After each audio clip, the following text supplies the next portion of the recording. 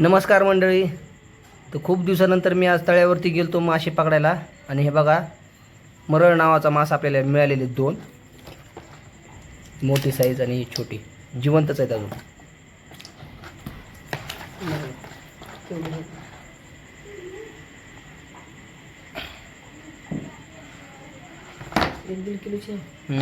मोठी आहे जास्त, 2 किलोची. सगळ्यात आधी तवा घ्यायचा आहे, त्याच्यात तेल टाकायचं आहे. तेल गरम झाल्यानंतर कांदा टाकायचा आहे, मिक्स करून घ्यायचं आहे. आपल्याला कांदा आपल्याला तेलात चांगलं तळसून घ्यायचं आहे. आपल्याला जास्त काळा करायचा नाही आहे, हलकासा ब्राऊन करायचा आहे. हलकासा ब्राऊन झाला कांदा की त्याच्यात आपल्याला खोबरं आणि तीळ टाकायचं. बारीक खिसलेलं खोबरं आहे आणि तीळ टाकायचे आपल्याला आणि भाजून घ्यायचं आपल्याला ही पण चांगलं.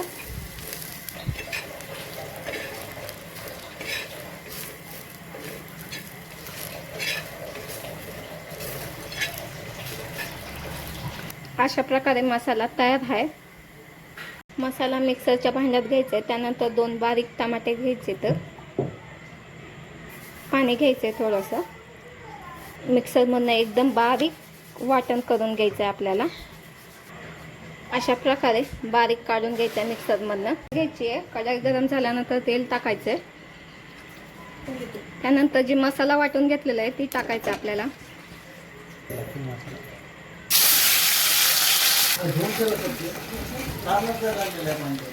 मसाला चांगला तळसून घ्यायचा आपल्याला तेलामध्ये. त्यानंतर अद्रक लसणाची पेस्ट टाकायची. मिक्स करून घ्यायचं अद्रक लसणाची पेस्ट टाकल्यावर. त्यानंतर आंबारी टाकायची. त्यानंतर मीठ, त्यानंतर हळद, त्यानंतर काळा मसाला टाकायचे 2 चम्मच. चांगलं मिक्स करून घ्यायचं आपल्याला मसाला टाकल्यावर.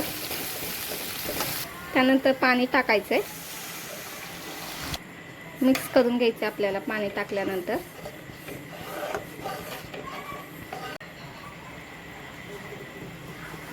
भाजीला उकळी फुटल्यानंतर आपल्याला त्यात माशाचे पीस सोडायचे. तर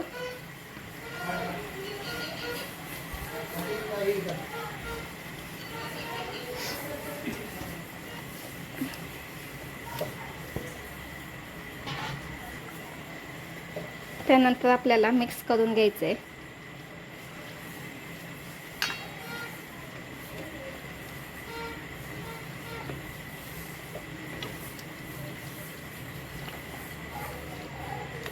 आता ही 10 मिनिटं आपल्याला बारीक गॅसवर शिजवून घ्यायचे आपल्याला.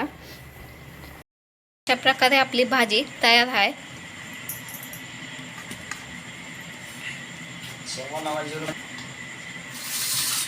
भाजी आवडली असेल तर माझ्या चॅनलला सबस्क्राईब, लाईक, शेअर करायला विसरू नका. धन्यवाद.